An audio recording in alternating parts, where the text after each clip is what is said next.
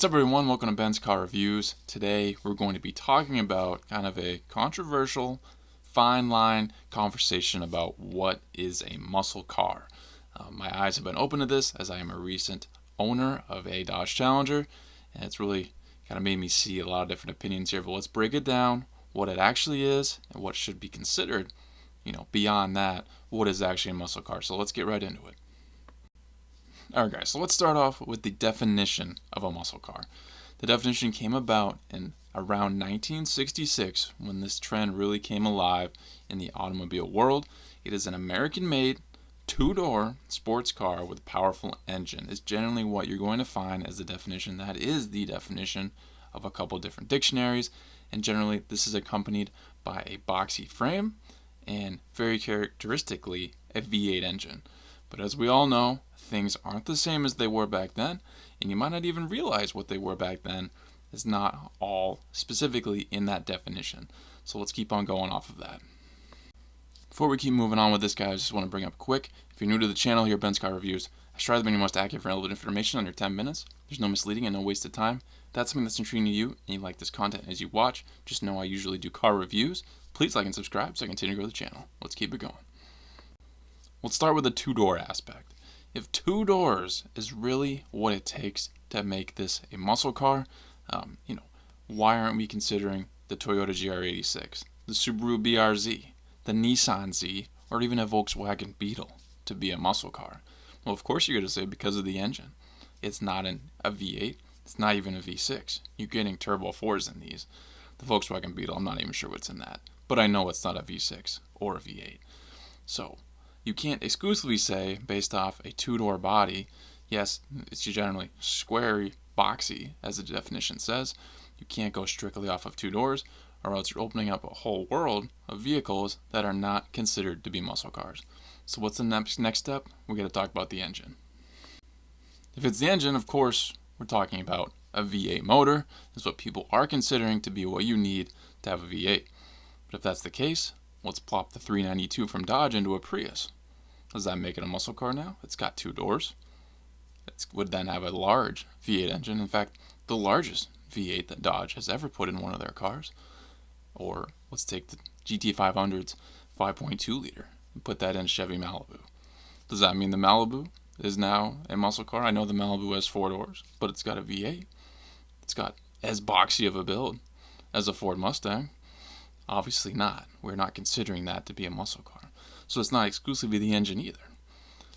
So this definitely encompasses far more than each of those things. But obviously there are scenarios where we put those two together, and let's talk about that next. Of course we know the scenarios where you're getting the V8 and you're getting the two doors that are considered muscle cars. We have the beefed up Challengers, beefed up Camaros, beefed up Mustangs. Those are the big ones, and yes, the Charger is still considered that. But you look at other models. The BMW M8 Competition is a two-door. It's a coupe with a V8 giving you 617 horsepower. That is a lot of power. The Corvette, been around forever, as long as these ones, two-door.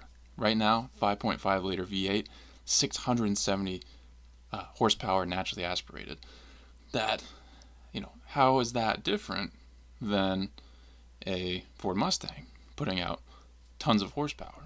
Or a Camaro, or a Challenger? How is that technically any different? Is it because of the body shape?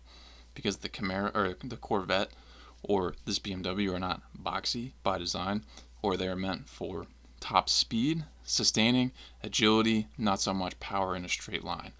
But that's all kind of subjective because, these Scat Packs, Hellcats, Camaros, Mustangs, they're coming with big fat tires. They can very much do the curves. They can go the distance. There's no specifics in the definition of a muscle car about it has to be quick off the line or it's got to do so well on a windy track. So obviously a Corvette is not considered to be a muscle car. It's considered to be a sports car. BMW as well, not considered muscle cars, but why not? They're both very powerful. They're both two doors. Is it really going to come down to their shape, their aerodynamics, the way that they're just built differently, or the fact that they can be more of a speed vehicle and not a drag strip vehicle? But let's keep going off of that. Let's talk about the final aspect of this, in my opinion, is going to be the power. And this is definitely probably the more controversial one of all the topics that are brought up when it comes to this. I recently bought a 2023 Dodge Challenger SXT, 3.6 liter V6, 303 horsepower, respectively. That is a lot of power. In today's world, though, it's not viewed that way. When we rewind back in time, let's take a 1968 to 1970 Dodge Charger, back when it was a two-door, back when this is largely one of the most well-known muscle cars ever to exist, that year of the Charger, that offered a V6 engine. That gave you 145 horsepower, that V6 engine. They also had 3 different V8 options, giving you 230, 330, or 425 horsepower. So, my V6 of today is giving you far more power than one of the V8s offered on that old Charger, nearly as much as the second highest. Obviously, the 425 is significantly higher. But my V6, with all-wheel drive, should easily be able to keep up and outpace many of the muscle cars of the past, where this term was coined from. So when it comes to power, how can you say that a V6 can't be a muscle car? Because it's got plenty of power. It has more power lots of times than the muscle cars that originated the muscle car. And if we're going off that logic, then the Dodge Charger is no longer a muscle car because it has 4 doors. But we still largely consider it a muscle car. We do. Because, like I just mentioned, it's one of the most famous ones ever. Now it has 4 doors. We still have to consider it that. Of course, you can get the Charger Hellcat, giving you over 700 horsepower. You can get a million different trims from Dodge now that give you significant horsepower. Or you can get the SXT, same thing, 303 horsepower in your Charger. So now all of a sudden it doesn't become a muscle car anymore. So technically it wasn't before, though, because it has 4 doors. So you can look at this in a lot of different ways, and it's really largely due to your personal opinion based off of a definition of something. But in my opinion, you can absolutely consider a V6 a muscle car. You're getting the body, you're getting the power. So what's left? You're getting the 2 doors as well, and you're getting that classic shape. I absolutely think it should be considered a muscle car. And finally, off of that, as I've been alluding to this entire time, a V8 is not in the definition of a muscle car. It is 2 doors, American made, and powerful. It does not say powerful engine. That is a V8. It just says powerful engine. And those powerful engines are a lot different than they are today. You can get easily a vehicle with twice the horsepower of the top vehicle back then. Or you can get a base trim like I have that is still quicker than those back then in a lot of scenarios. So V8 is not in the definition of muscle car, although we consider it to be largely what a muscle car would have under the hood. But it is not the definition, and certainly a V6 can put out enough power to be considered still a muscle car.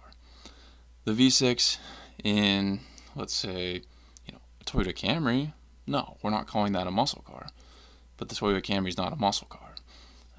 So you can't make up that argument because it doesn't apply. But in this case, and specific to me, a Dodge Challenger V6, 300 horsepower, in a vehicle also largely looks very much so like the top trims that have between 500 and 800 horsepower for the most part, which I think that is another point that frustrates owners of the higher trims, and I think it would frustrate me too, because you're spending upwards of another 50% more in price for a vehicle that might look just like the base trim. I do think that's frustrating. I do think that's a point that makes those owners frustrated. Like I said, it would make me frustrated too. I just came from having a Colorado 02 Bison. Obviously the Bison versus the work truck, significant difference in looks, significant difference in price, but you're getting that. You can tell a Bison is not a work truck. But people go and buy a Hellcat on the road, especially an older one, that has the same hood as my current SXT, they're not going to know the difference. I think that's frustrating to people. But yes, V8s have more power than a V6. We can see the numbers don't lie. But that does not mean the V6 in a Dodge Challenger or Charger does not make it a muscle car. That's my spiel on this topic for today, guys. I find this very interesting. I'd love to hear your thoughts in the comments. Let's keep it polite. Let's keep it nice. We're all car enthusiasts. If you have a Hellcat and you don't believe that an SXT owner like me owns a muscle car, then don't comment, because we don't want to see that in there. Let's have something productive. If that is your thought, explain it, and let's see what your opinion is. We all have our own opinions. Nobody's right or wrong. This is just mine, and there's nothing wrong with sharing that. Let's have a nice debate. I'd love to see that. I think that could be a lot of fun. But thank you for watching this Ben's car review. Please subscribe if not already. If you have an idea for a future review, drop it in the comments and I'll see what I can do. If you become a member of the channel, I have that option now. Please join if you'd like, and I'll catch you on the next Ben's car review.